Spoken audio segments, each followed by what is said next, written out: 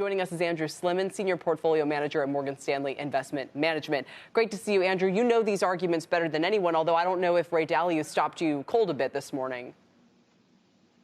Well, I also, I heard him say, about a 35% chance of that. So he's not putting, that's not his base case. But what happens in China, it's following a similar pattern, which is you get much bigger busts in bear markets than you have in the Western economies, down 30 to 50% on average. This bust was down 63%.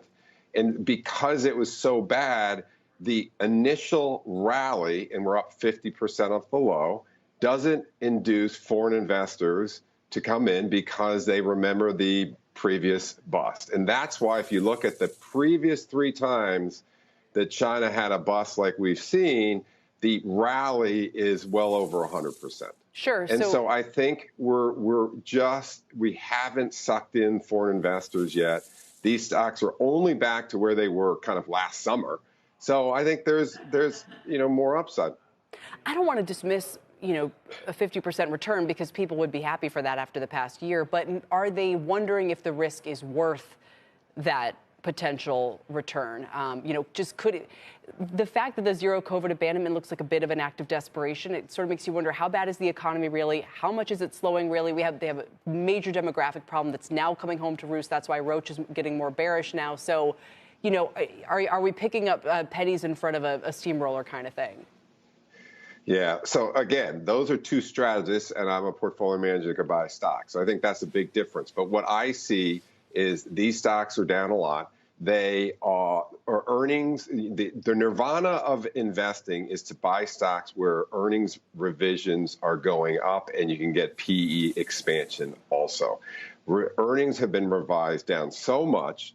The reopening is happening at a quicker rate because I think, to your point, they have to make it successful, right? So they're going to aggressively reopening. We're seeing the government being a lot more friendly to companies than they've been in the past.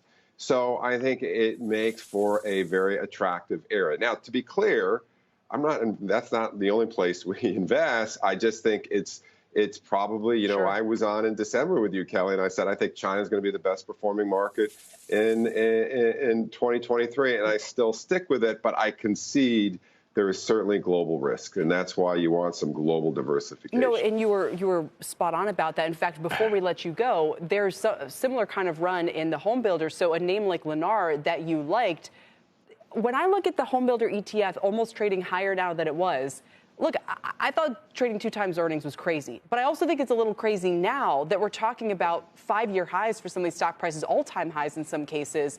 I'm curious if you think investors should stay with this trade.